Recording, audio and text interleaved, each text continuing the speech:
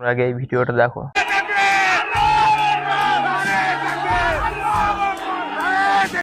দেখা হয়ে গেছে।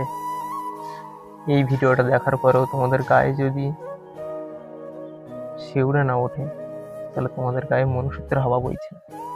এটা দেখে শুধু একটা কথাই বলতে ইচ্ছে করছে, কার জন্য কার সাথে লড়াই করছি।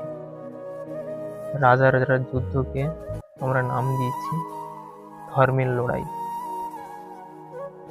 আর এখন কি হচ্ছে, মানুষ হয়ে মানুষকে মারছে।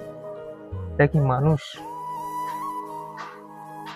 একটা মানুষকে মেরে কিসের ধর্ম?